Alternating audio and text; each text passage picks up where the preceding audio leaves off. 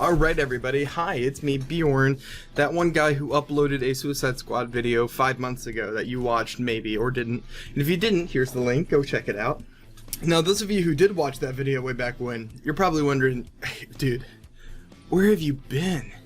You uploaded that thing like 6 months ago, and, you know, we were waiting for part 2 so we could actually, you know, hear your ideas. What's the deal, man? Is there no part 2? Did you make it up? I know you made it up, and you're lying. No, that's not what happened. I assure you, there's a perfectly reasonable explanation for why I didn't upload it. I was hit by a bus. I'm talking full-on Trekkoon anime isekai, all the way down the hill. You know, I'm a bad guy. I'm what they call a jerk. So when I died, I went right to hell. And, you know, there I was in hell, fire, brimstone, pitchforks, that little guy from Smiling Friends, the whole 9 yards. And I get to meet the devil. And, you know, he's pretty chill. We actually kind of hit a rapport. And he's like, you know, I liked your video. The devil likes my video. And so he was like, why don't you go back up to the earthly plane and finish it, and then you'll come back to hell whenever it's done. So yeah, that's what happened. That was what it was. But I'm back. I'm making part 2. Here it is. As I said, I would 6 months ago. All right. And for those who don't remember, this is a part 2. If you haven't seen part 1, go back and watch it. Part 1 just discusses characters, but it's got some necessary information you might want to watch. And I have one small addendum to make to part 1 because I forgot a character. I forgot one of the main villains they'll be fighting. Calculator, the very smart man from the DC comic books who isn't Thinker. Yes, unfortunately, James Gunn did use Thinker, and he is no longer on the table for use. So we're gonna use Calculator in this new movie. So get excited. Alright, so when we talked about my script, I have written it and I will be showing it on screen. If you want to pause the video and like read individual dialogue, you're welcome to do that. A lot of it's clever or witty. It might be a little funny even. But I'm mostly going to kind of explain main plot points here. And if you want to read the script, you can just pause the video when I show the script on screen, and you can read it yourselves and see what you think. This should be a 3-part or 2-part video, and this one is going to be very long, so just keep that in mind. Alright, so I've preambled enough. Let's actually get started here. We are going to open up on our bad guys. None of the Squad movies thus far have done this, and that is what we're going to do. We're going to open up on the villains for the film. So, we are going to open on a plain white room with a poster on it, and the poster simply says, "Do you remember a world that does not exist? The followers of the quilt believe you." Slowly, we're going to begin to hear voices as we pan out from the poster, and we'll see 2 people sitting in a room. It's going to look like an interrogation room, but a little nicer. I'm going for the vibe of like those Scientology Thetan tester rooms. I know you know what I'm talking about. If you know, you know. And we're going to have these people, we're going to have 2 people sit in this room. A woman, and none other than Mr. Quasi Quilt, Decker, Paul Decker. And he is going to be completely normal looking. He's not wearing his silly, amazing comic outfit, no patchwork vest or anything like that. And he's going to be interviewing her. And he's going to ask her to tell him what she told the other volunteers. And she's going to tell a story about how in her world she remembers Superman and the other Justice League members being evil. This is just a fun reference to Injustice. I like Injustice, and I think it's kind of fun to, you know, reference it or whatever. So what these cultists are doing is they are looking for people who are experiencing something like the Mandela effect, which I don't believe in, but I think is fun for fiction. The Mandela effect, for those who are uninitiated, are people who believe they have accidentally shifted universes from a world where they cannot remember the name of Fruit Loops to a world where they also cannot remember the name of Fruit Loops. So, she's going to describe her story, and he is going to pull out some odd devices and take some readings on her. And we'll see it beep and light up. And then he's going to write on a piece of paper her name, a couple of identification numbers, and then the word dangerous, which he will underline. After that, he's going to hand her an odd set of glasses, like a device sort of, and tell her that it's going to take more readings. She'll put it on, stand up awkwardly, and just walk out of the room before he says, "Go join the others," as she walks out. Obviously, this is our first look at his powers. For those who don't know, he is a mind controller. He uses flashing color patterns. I'll say that maybe the glasses like flash off some colors that you can see to mind control people. So she walks off. He starts to set his file back into its case, and we hear a knock at the door. We see none other than the forgotten calculator, who I forgot was in this movie for a bit there. Calculator is going to say, "Paul, it's happening. We've got the readings," super dramatically.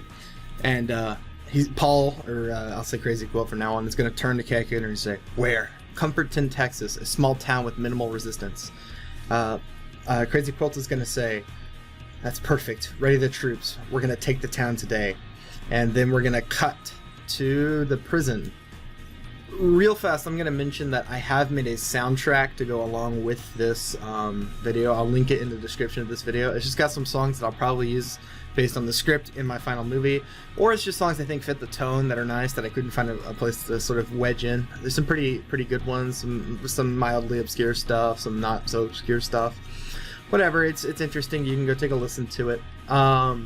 But for our first song, we're going to use the song "Crazy," classic sort of older song, and we're going to play it in because, of course, we are in the insane prison for the insane super criminals.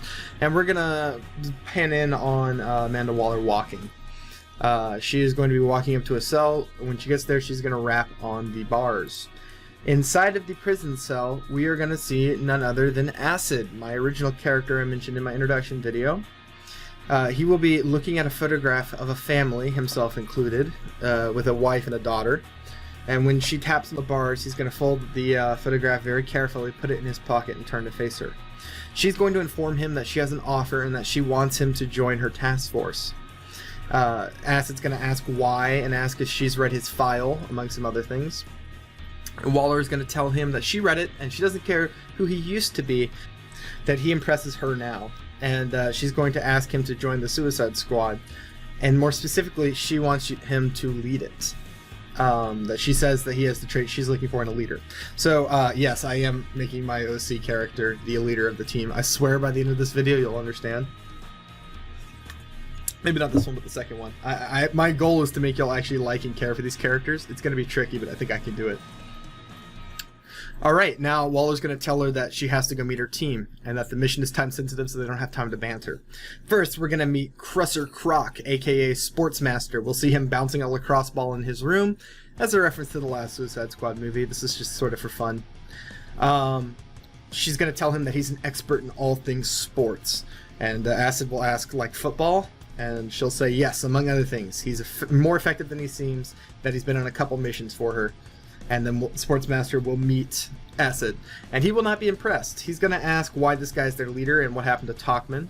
Waller will mention that Talkman is heading up Team 2 because this mission is large scale. We're going to make a couple references. If you get this, you get this. It's in the dialogue you can read. So she's going to clarify that Acid is in charge, and then that'll be it. Sportsmaster and Acid will have some quippy joke dialogues with each other. Y'all can read it. Some jokes about... Mostly what's important here is that Sportsmaster thinks Acid seems familiar, and that asks if they've met. Specifically, he asks if they've met under less than savory circumstances. You guys get the idea. Next, we're going to meet Dorothy Spinner. Dorothy Spinner, of course, is the member of the Doom Patrol who, in my film, is in prison. We'll see her in a cell with crown drawings taped all over the walls. A lot of these drawings will be references to things that might appear later, so I'll just leave them vague for now. Sportsmaster will ask, what is she, 12? And Waller will explain that she's 11, but that she's a metahuman of such immense power that off-the-book exceptions were made allowing someone her age into Belle Reve. Acid's going to ask what she did, and Waller's going to hand him a folder with pictures from a crime scene. We're going to see a man sliced in half, blood all over the walls, claws on the wall, and last we're going to see a woman with a horribly deformed and burnt face, and she's going to be all cut up. Waller will say that she left the pictures of the two children out. When Acid clarifies what is this, Waller's going to tell him that they were her foster family and that she killed him. It took the police a while to figure out that she was a metahuman. We believe she can bring her imaginary friends to life. Sportsmaster will ask what kind of friend does something like this, and Waller will say that with any luck, the kind you don't have to meet. Dorothy will now join them. This next scene I'm just going to kind of skim over. Basically, we see Kite Man in a prison cell. Waller's about to put him on the team and decides not to, and we see Kite Man kind of upset about that. I just wanted to put Kite Man in, but didn't want to actually include him on my team. It's a sin that Kite Man has not appeared in a Squad movie yet. He's a classic character, in my opinion. Next, we're going to be introduced to Beard Hunter, who I haven't given a real name yet because I could not find one for the life of me. Everywhere I looked, he was just called Beard Hunter. So I'm just going to make up some pun name, but for now I just left it blank. She'll tell them that he kills people with beards and those without with some convincing, and that he has an impressive kill count. When asked how impressive, Waller tells him that he has killed 33 bearded individuals before capture, and that he's killed 2 more since he's been here, and that has landed him in isolation.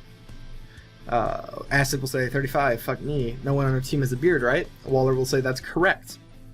Sportsmaster's going to notice that he has a razor, and he's going to say, you gave him a razor? And Waller will explain that he's easier to handle with it, and that if he grows a beard, he can become hard to control. Beard Hunter will step out and say clean shaven, and that he respects it, and that he was a little worried he'd have to lose a teammate right off the bat, and that would be a rough start to team building. As they walk, we do some more joking dialogue here. Most importantly, that Sportsmaster says some not so great stuff in front of the kid, and Acid makes a face at him, and he says that she's a murderer and that she can handle locker room talk. We see Dorothy. She looks at the ground and she says, I didn't kill anyone. It was Candlemaker. We're setting up Candlemaker, who of course will appear later. I already mentioned him. Next we have Metallo. I'm gonna breeze over Metallo for brevity, but he agrees to join, and that he is disappointed that their mission is not to take down Superman, because he wants to fight Superman and his life's work is to fight Superman, and that's going to be his character trait. Enjoy it. Waller will explain that he's half human, half machine, and that he's powered by a piece of kryptonite, just like the comic books. Alright, we're going to skim through. Y'all can read this dialogue. Again, if you want to pause the video, you can pause it and read any of this dialogue I'm skipping over. Sportsmaster is going to try to pry information on Waller about the mission, and all she'll tell him is that they're going to Texas, and then we're going to hard cut to the briefing room. We're going to use the same one from The Suicide Squad, because it looks very similar to the comic book one, and I like that. Specifically, we're going to see quite a few characters here. We're going to see Zebraman, Jog, Flatline, Harley Quinn, which is the other Harley Quinn, and Ten-Eyed Man. For descriptions, you can read in here or look back to the first video. They look pretty similar to how they do in the comic books, with whatever changes I mentioned. So we're going to join in on an argument between Jog and Zebraman, which I'm going to read out because I think it's funny. So Jog is going to ask, so your powers have nothing to do with the suit or zebras? And Zebraman will answer, no. Jog's going to ask, then why a dumbass zebra costume? Zebraman will say, I just think zebras are neat. They're my favorite animal, and I don't think the costume is dumb. Jog will say it is. It looks like a furry's wet dream, and then asks if it's a sex thing. Zebraman says, no, I just like zebras. They're majestic beasts. Zebraman is a better name than Jog anyway, and Jog is going to say, well, at least I jog as part of my abilities, so my name makes sense. As they're fighting, Flatline's going to throw a ball at them and ask them why they aren't reading their mission briefing like they're supposed to. When he asks why he would read it, she tells him there's a bomb in their neck. We get some dialogue here where Ten-Eyed Man doesn't believe the bombs are real, and Harley Quinn says they are. They keep bickering like that for a while until Blockbuster enters the room. He's going to say Blockbuster, which is all he will ever say. Harley Quinn's going to be excited because she knows him and they've been on missions in the past. Again, they talk for a while. We see Ten-Eyed Man, who asks what's wrong with Blockbuster. Ten-Eyed Man will be doing this every scene he's in because his eyes are on his fingers, if y'all recall. Waller is going to walk in, and well, first we're going to see Clock King walk in right as Waller does. Waller will tell everyone to take a seat, and Clock King will complain that his pickup was 5 minutes late and that he doesn't appreciate tardiness. Waller will then say that Flatline is moving to Team 1 because she got rid of Kite Man. So now Flatline is on Team 1, and that's where she will remain. She sits next to Acid and tries to be nice to him, but he just ignores her, and she is not happy about that. Alright, so now we're going to get our mission briefing. I've already given you most of this, and the only information here that's relevant is where each character is going to be and what their mission entails. We know they're going into a town to kill the cults. So I'm going to be really brief here. Basically, she's going to go through each name and who's killing them. First, we're going to see Mono. We'll see him in his classic plastic suit and glass helmet, and he's going to be standing on a road. We'll see police officers firing bullets at him, which will rip through his shirt and vanish on contact with his skin. He's going to run up and grab an officer, reducing him to ash, and then Waller's going to pause the video, say that he is a metahuman who can dissolve anything, and that both teams will be working together to kill this guy and Decker, because he's basically the bodyguard to Crazy Quilt, and so that they'll have to take them out together. So both teams will converge at the end of the mission to take these two guys out. Morgan Hill, another OC character of mine, aka Phobia, that Waller will mention all the backstory already mentioned, and that she's taking up at the local VA hospital. And that Team 1 is going to be taking this character out. Team 2 has the objectives of killing Druid, who is an elderly man who has the ability to control plants and animals, who had a cult of his own before joining Crazy Quilt, and that he is taken up at the small Cumberton Zoo, of course. Calculator, who she wants them to take alive, and then mentions that Team 2 has a secondary objective to retrieve their inside man, who is Killer Frost. I mentioned all of this. Then we're gonna hard cut to the tarmac. We're gonna follow Team 1 when they're leaving. Team 1 being Metallo, Acid, Candlemaker / Dorothy Spinner, Flatline, Sportsmaster, and Beard Hunter. I think that's all of them. I don't think I missed one. I said Metallo, I believe, already. So yeah, that should be all of them. So we're going to get our classic team-up shot. This is going to be with Royal Blood Out of the Black as the theme song, which is a kick-ass song. You're going to listen to it on the playlist if you haven't heard it, and you're going to immediately go, yep, that is the team walking down the tarmac song. So we've got Metallo walking at the end of the squad. Light is reflecting off of him and blinding Flatline, who's trying to look away next to him. We've got Beard Hunter, who's checking his face for stubble with a small mirror. And next to him is Sportsmaster, who's catching a baseball with a glove. In the middle, we see Acid popping his neck and fiddling with gauges on his gun. Basically, imagine he has like a pressure washer backpack and a pressure washer gun that literally shoots acid at pressure washer speed. Super dorky, super fun. We got Dorothy Spinner. She'll be walking, and she's going to have a teddy bear dress in military gear riding on her shoulder. It smokes a big cigar. Beard Hunter will notice and just stare. As we pan around for the big reveal of the helicopters, we are not going to see helicopters, but instead we're going to see them being loaded onto cow truck. Cows are being put into a truck. I live in Texas, so you see these things all the time, but basically they have holes in the side and they're just stuffed with cows. So it's going to say cow truck, and Walt's going to say it's the only way to get close to Cumberton without raising suspicion. The cult has spies everywhere and it's proven troublesome. They're going to join, they're going to hop on this truck, basically. We'll see them all get on. As soon as Metallo steps on the truck, the whole thing's going to weigh down. It's just a fun little joke. It's going to smell like, Sportsmaster's going to say it smells like shit, and Acid's going to say I think that's the idea. They're gonna banter a little bit and argue about all this stuff, and then a cow is going to walk in front of the camera, and I'm going to do the diegetic titles that James Gunn did. I think they're cute, and I want to keep doing them. So the cow will have like a brand on his side that says Suicide Squad: The Point of No Return, which again is the name of my movie.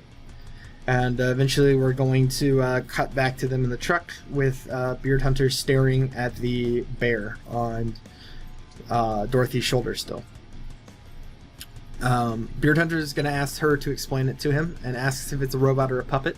She's going to say no, he's Sergeant Stuffy, and that he's her imaginary friend. Beard Hunter is going to say imaginary. I don't think imaginary friends usually carry knives and smoke. Sergeant Stuffy's going to say some super generic dialogue that like an edgy war movie would say. And Dorothy will explain that he was based on Rambo, and that when she saw it as a kid, she thought up a teddy bear version of the character, and that ever since then has been her imaginary friend / bodyguard, basically. So Sportsmaster's going to ask if anything she can imagine comes real. Dorothy will say yes. Sportsmaster will tell her that she could literally bang anything she wanted to with that. Mention that she could do aliens and other freaky shit, and then say that there's money to be made. Beard Hunter and him are going to get into an argument over his treatment of her. And at the end, it's going to turn out that Flatline wants them to basically say the coolest thing they've ever done to prove who is the best once and for all. Sportsmaster will say that he beat someone to death with a football, and that it's harder than it sounds. Flatline will say that that's nothing, that she once ripped a man's heart out, and that she did it with her bare hands. And then she'll mention that he was the world's most unlucky mugger. Beard Hunter will say that he can cut the beard off a man in 23 seconds. Sportsmaster will ask him, what, did he time it? And Beard Hunter will say yes. When asked why, he'll say, so I could beat my record. Metallo will mention that he once fought Superman and almost beat him. When asked what he has done, Acid will tell them that he killed the entire Falcone family in a single night, and that he melted the skin off their bones with his acid. When they all stare at him and make faces, like I discuss, and Flatline will mention that she remembered hearing about that, and that even the kids died. Acid's gonna look at the ground and say, yeah. When the truck finally comes to a stop, we'll do like a time-lapse thing. We're gonna hear the song Sleeping on the Blacktop start playing, as two guards open it up and point them in the direction of Cumberton and tell them that it's about 12 miles away. We're going to watch the team sort of climb over the hills of Texas or whatever, get some cool shots, and then we'll pan over a cactus where the quills will spell out Part 1 Nightmares. We see them reach the edge of Comforton. The town is quiet, but all we can see are two guards moving along the streets. Sportsmaster's going to ask where their guy is, and they're going to look at a map and find the VA building on there. Flatline's going to say, what's the plan? And Aston's going to say, I said we just knock on the front door. So we're going to hard cut to the front of the VA hospital. We'll see two guards, each holding a machine gun. Guard 1 and Guard 2 will be their names. Lovely, of course. Guard 1 says, I'm telling you, Milky Way is the best. Guard 2 says, but have you had a Snickers? Guard 1 says, of course, but it doesn't change the fact that Milky Way is better than everything by a mile. Suddenly, a large metal discus is going to stick him in the throat, and we're going to see his blood spray all over the second guard. The second guard recoils back, only to have a javelin rip right through his chest. We see Sportsmaster walk up and recover his weapons, kind of like washing the blood off. Flatline's going to put in earbuds as the rest of the team gathers up, and we're going to hear the song Fly Day Chinatown. Now let me explain this, because I want to explain this. When I was looking at Flatline, a relatively new character who is kind of bad in the comic books in my opinion, not ideal, the one character trait they had, like her one thing they mentioned, is that she likes manga, because she's supposed to be a hip, relatable child, or a teen. And I was like, okay, that's terrible. So I'm going to change it to a love for to 80s, 90s, like Japanese city pop that she's going to put through her ears. And we'll use it for some comedic effect in the fight scenes, basically. So yeah, I'm trying to honor the characters as best I can, but that was just really stupid. Like, mentioning that she likes manga is just, it's so, like, cringy. I don't know. So this fight will follow Flatline's perspective. For a couple reasons we'll see later. We're going to get the team-up shot following Flatline as our center of focus. Acid's going to count down from 3, and when he hits 1, they're going to burst in and chaos is going to break out. She's going to run into the VA lobby where she's going to immediately disarm a guard with martial arts. I want her to be using full-on kung fu, punching, like, all kinds of crazy stuff. I want, like, really zany, over-the-top, like, kung fu, like wire fu action with her. She's going to be a full-on kung fu guy. And the camera's going to kind of pan around her as she fights two guys. She's going to punch and kick. And we're going to see Metallo smash a guy's head with his bare hands, like kind of just popping it. We'll see Acid blast the guard in the face. We'll see his face melt and see smoke rising from it. Hopefully I could do some cool practical effects, like some kind of Cronenberg, like face melting stuff. 2 more armed guards rush from out of the room, and Beard Hunter shoots them in the head. None of them have beards, though. Lifeline's going to leap forward towards the next guard, jabbing him in the throat and slamming his head into her knee. We see a faint blue glow, and a translucent girl appears in front of her. This is another thing I mentioned. One of her powers is that she can see and speak to dead people. This is where it's going to be.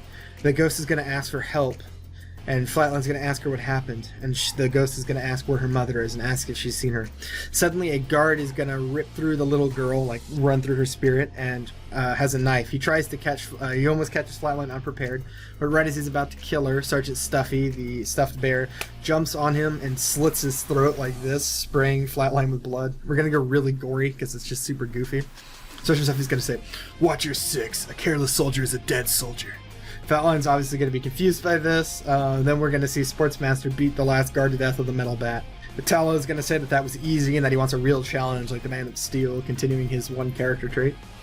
Flatline's going to say that they have different definitions of easy. She's going to look up and see a group of ghosts all looking at her. Each has parts of their skull removed. Some of their eyes are missing. They're all torn up and like cut up. They're going to ask her for help. Flatline's going to turn to the rest of the team and say, "People died here." Sportsmaster will say, "No shit, I killed 3 myself." Flatline's gonna say, "No, I mean innocent people. They're doing something horrible here. Even children." Acid's gonna tell them to focus and that there's gonna be more guards as they go. Flatline's gonna look over her shoulder as they move on, and we'll see all the ghosts just staring. They walk up to an elevator and get in. Acid touches his earpiece and asks Waller what floor the target's on. We'll cut to Waller, she'll say 5th floor. Acid's gonna hit the button, and we'll all see them sort of like bunched up together. Shitty elevator music, instant comedy, haha. So then we'll see Flatline's going to ask if the acid just kills or if it maims, and he's going to say, "Oh, it kills. I make it special so that it can eat through a body in about 20 seconds. Metallo's going to ask about metal, and Acid say, "Don't know, I'm going to have to test it." Metallo kind of steps away nervously. I think it's a big joke to have just a big giant robot man. The doors open up and they step off. 2 guards see them but are too slow. Beard Hunter's going to shoot one, and Sergeant Stuffy will throw a knife into the skull of another one. Both guards are going to hit the floor at the same time. And I'll say Beard Hunter and the bear make like awkward eye contacts. We'll say Beard Hunter checks their faces and then throws up his hands. Does everyone in this whole town shave? We're in Texas, for fuck's sake. I need one beard. Acid's going to push past him and start to move down the hall. We'll see Dorothy kind of walking up next to him. As they move past a hallway where we see two guards hiding, the stuffed bear is going to lean in and whisper, "Dorothy, behind you." She's going to spin around just in time to see two men coming out of the rooms. They try to attack her, but just as they do, a hand made out of clothes hangers, and I'll put a picture here for reference because this is a comic book thing, is going to grab one of them and drag him screaming into the other room. And the other one is going to have hangers like going to jab at his eyes and like pull him down to the ground and really pull him back. In the comic books, Dorothy Spinner has one of her imaginary friends whose name is Jolly Hanger, who is a man made out of hangers. And I read that and I was like, oh, that's awesome. That is literally exactly what I need. So we're going to get kind of gory with it, like getting killed by a hanger monster. It's super visceral and kind of horrible. Sort of picture Pinhead from the first Hellraiser, that scene where he pulls the guy apart with hooks. We're going to go with kind of that. Jolly Hanger will briefly say that don't worry that he took care of it and that they'll have to hang out sometime, which is a horrible pun, but I'm putting it in here and you can't stop me. They're going to go up the hall where they see some blood smearing on the floor. They're going to follow the room. Sportsmaster is going to ask if anyone has a flashlight, and Metallo will open up his chest, revealing his big kryptonite, and they'll use it to light the scene. We're going to see piles of bodies, all of them having like parts of their heads removed and stuff. They're all going to flinch away except for Acid. Acid's going to call in Waller with his earpiece and say, "Waller, this place is a slaughterhouse." Waller's going to say, "You see why this mission is necessary now. They're killing hostages every second we waste. Your target is just ahead. Take her out." So they're going to say, "Let's end this." And so we're going to be introduced to Phobia here. The team is going to kick down and move through these double doors from where the blood has come from, and when they throw the doors open, we're going to see a blonde woman in a lab coat. She's going to be operating on a body, removing parts of its brain and putting them in little test tubes or whatever. She'll turn around immediately and say, "Ah, so you made it. I heard all the noise as you were coming up here, basically. You'll do nicely as test subjects." Beard Hunter's going to pull out his pistol and try to fire at her. But before she can, she's going to use her powers on him. I don't know how they're going to look, so it could be like a blast or something, but for now I think I'm just going to have her point at him. Literally just point at him, and then he'll be under her illusion, seeing his worst nightmare.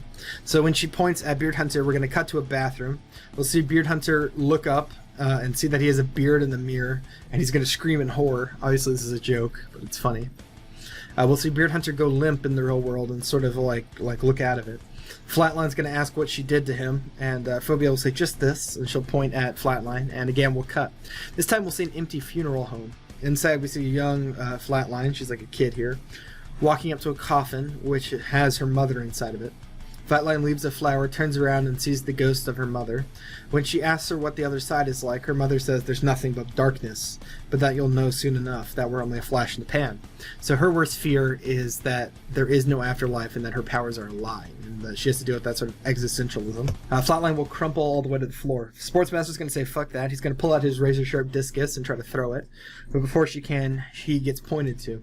We'll see him as a child as well. He's going to be standing in a backyard in like a picket fence suburbia kind of area. And a football's going to hit him in the chest, but he'll fail to catch it. And his father will be there. And he'll say, "You think you'll make the team playing like that?" The older man walks up and pokes Sportsmaster hard in the chest and says, "Sports are your life, Crush. They're everything.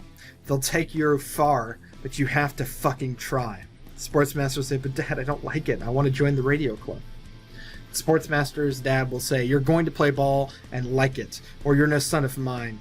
Now catch this one or I'm getting the belt." He's going to walk off, throw the ball. We're going to see Sportsmaster run and try to catch it, but just barely miss it. And then we'll cut back to him being limp. For Sportsmaster, I've always seen this character, but no one really goes into his backstory. Like, what would motivate a man to become obsessed with sports? And I thought, what better than an abusive father? Which is going to be a trend through a couple of these characters, like a theme almost. It could be like a theme, like fatherhood is a theme in my film. Perhaps my film will have a theme, and the theme might be fatherhood. But, Sportsmaster, especially, I think, benefits from this. Like, having a father who pushes sports on him and makes him think sports are his life is a perfect explanation for how someone could end up exactly like this kind of douche guy with nothing going for him but sports. And it's kind of sad, and I think I wanted to sort of go for that. So next we're going to see Metallo, and this was fun. I wrote this in so we could have a Superman cameo. I'm talking real Superman. I don't like the Snyder Superman. I'm sorry, he's super miserable, and I like happy, smiley Superman. Hot take, I know. But we're going to see Superman float down to face Metallo. Metallo's going to punch him in the face, but Superman's only going to laugh. Come on, Metallo, is that the best you got? That's the weakest punch I've ever felt. And Metallo will say, no, I've trained to fight you. Superman's going to say, well, then you did a poor job. Now let's get you back to jail. So that's going to be, Metallo's nightmare. Dorothy is going to say, friends, I need help. And she's going to thrust her arms out. And this is some fun. With her imaginary friends, I kind of want to do them all in different animation styles. Except for Candlemaker, but we'll get to him. So when she thrusts her arms out, I'm going to say 2D sort of anime-style octopus tentacles kind of swarm out. But as soon as she does that, Phobia is going to zap her, and we'll see her backstory. This is going to be probably the darkest one, because I have completely changed Dorothy Spinner's backstory. I think for the better. I mentioned in my part 1 that I wasn't going to do the wish God from another dimension thing. I want Candlemaker to literally be her imaginary friend. So what would cause her to come up with an imaginary friend so horrible? It's going to be a metaphor for her abusive father. It's going to be her own mental representation of him. So we'll explain that here. So we're going to cut to a small suburban home. We'll see young Dorothy walk into the front door. She's going to quickly walk by a man sitting in the chair molding candles. A literal candle maker. It's a little on the nose, but we're going with it. It's clear that Dorothy is trying not to be noticed. Candlemaker will spot her. Dorothy, I got an interesting call from your teacher today. You told them you were afraid to come home. How many times have I told you not to talk to them? He slams a hand on the desk and a few candles will fall over. Candlemaker is going to say, did you listen, you little bitch? Now I'll have to hurt you until you get it. And I don't like to hurt you, but you just won't get it. So basically we've got our classic abusive foster father, which makes it even worse. He's going to reach his hand out and grab the wall, but we'll see it start to turn into claws as wax begins to drip from it. He turns around to face her, and we see it's actually the face of Candlemaker, just like in the comic books. Dorothy's going to scream and try to run, but the monster's going to follow her up the stairs, leaving claw marks as it does. And then we'll cut to the hospital. Only Phobia and Acid remain. Acid is going to try to get his guns up before she can touch him, but it's too late. She nails him. Acid's wife and kids are playing with cars on the floor while he cooks dinner in a small modern house. Suddenly, men in masks break through the door. They hold guns out to his family. Acid's wife, what is this? Who are you? Falcone's going to walk in the door, and Falcone will say, we're friends of your husband. You see, he took something from us. Acid's going to beg and say, please, I'll give it all back. And Falcone's going to say, you made a mockery of us. Someone like you stealing from someone like me. It's a bad look.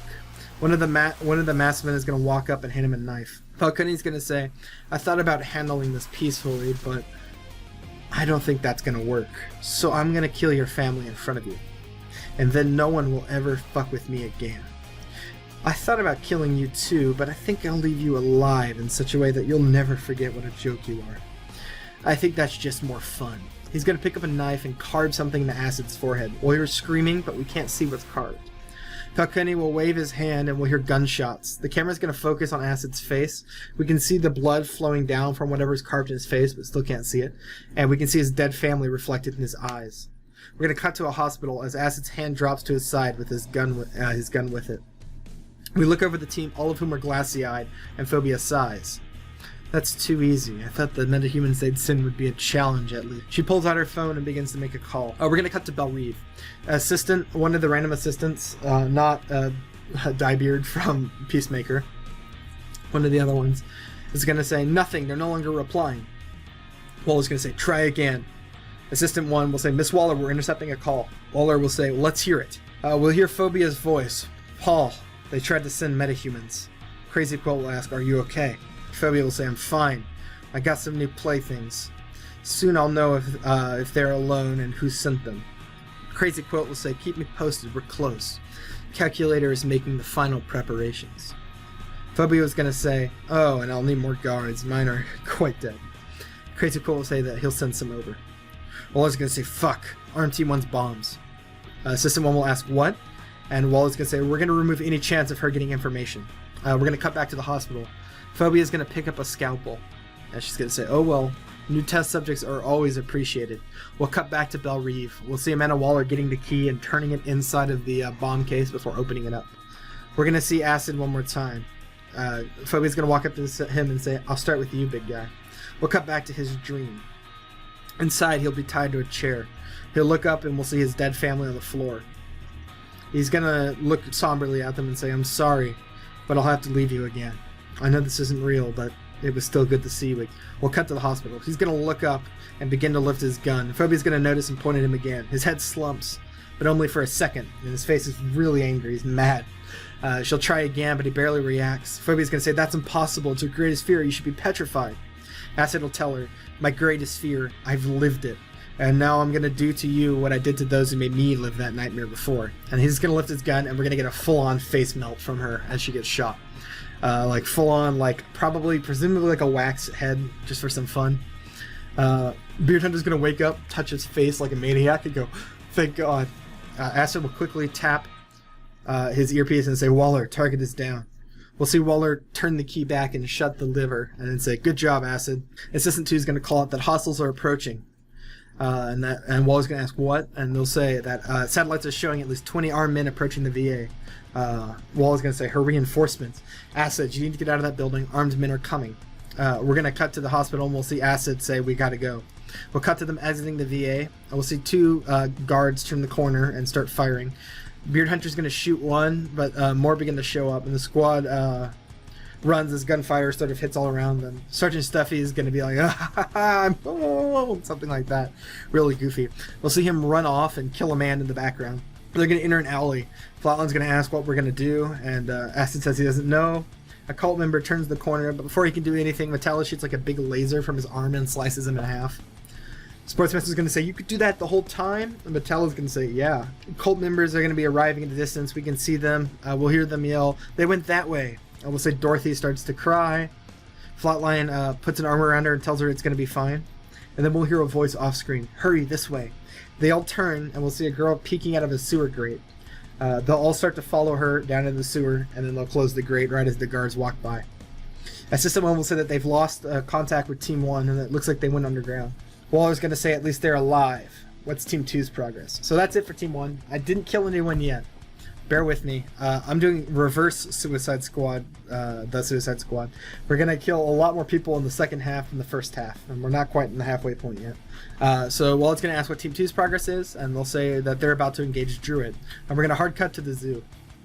We'll see Team 2 making their way past tons of empty exhibits. And Jog is gonna like call out and go, "Yo, Superman." Superman's gonna say, "What?" He's like, "How is it? Nice to be home." You know, the zoo. And Superman's just gonna go, "Hilarious." And then Harley Quinn's gonna go, "Oh, leave him alone. He's just trying to earn his stripes." Jog's gonna start laughing and say, "Oh, that's a good one. I should have thought of that one." Blockbuster's gonna say, "Blockbuster." And Jog's gonna say, what is he on about?" Blockbuster's gonna point, and right as he does, we'll see a lion leap from the direction he pointed and instantly snag Zebraman. It's gonna maul him like super aggressively. We'll see him like clearly be dead, like his guts and shit are everywhere, and like his arm is off. Jog is gonna go, "No way," and actually start laughing before running forward and punching the lion. We'll say it like explodes because he's going as fast as the Flash. He's gonna check Zebraman and go, "Oh, he's dead." So that's our first KIA. Zebraman mauled by lions. Too perfect of an opportunity to pass up. Harley Quinn's gonna go, "What the hell? We're already dying?" Harley Quinn's gonna go, "What the hell?" We'll pan to her and see her pointing as zoo animals move from out of the buildings. They're all kind of converging around. And at the center, we see a man with a white beard. Harley's gonna say, "Hey, I found Santa," referencing her line earlier about him looking like Santa Claus. Druid's gonna say, "You will all feel the wrath of nature," or something really generic like that. And an elephant's going to begin to charge towards Harley, but Blockbuster will jump in and catch it. I'll say he slams his head into the elephant and it like falls to the ground. He's just that strong. Jog's going to say, "You kill the animals and I'll nail the guy." But before he can, Clocking just steps out, pulls out his gun and shoots Druid in the head. We'll say blood sprays across some of the animals and they all scatter running away from the gunshot noise. He's going to go, "Fucking amateurs. He was standing right there." "Really, Waller, is this the best you could find?" He walks back the way he came, and Harley Quinn goes, Clockman, where are you going?" And he's gonna say, "To rendezvous with our inside man. We're already 12 seconds behind schedule, and I don't want to lose any more time. We only have 4 minutes and 43 seconds before this place is swarming with cult troops, if we're lucky." Harley's going to shrug and sort of start to follow him, and then the others are going to join there too. And that's where I'm going to end this video for now. That is Team 1 and Team 2's first targets dead. We've lost one person, who of course is Zebraman. We didn't even get to see his powers. Sorry, y'all. But what it really matters is Zebra Man. And part 2 will be coming out shortly. I will not wait nearly as long as I did last time. And I'll say part 2 and part 3 of this, maybe just part 2, I don't know how long that'll be, will be much more interesting than this part. Well, this part is character setup, and there's a lot of characters, so it's a lot of exposition and stuff. I admit that. Part 2 is going to be really fun. I think y'all will enjoy it. So if you're interested in that, like and subscribe. If you actually made it all the way to the end of this thing, kick ass, man. Let me know what you think. If you have any notes or things I should change going forward, let me know. Let me know what you think of the format. I've never done a video like this before, so if you have any thoughts, let me know. Alright, thanks for watching, y'all. See ya.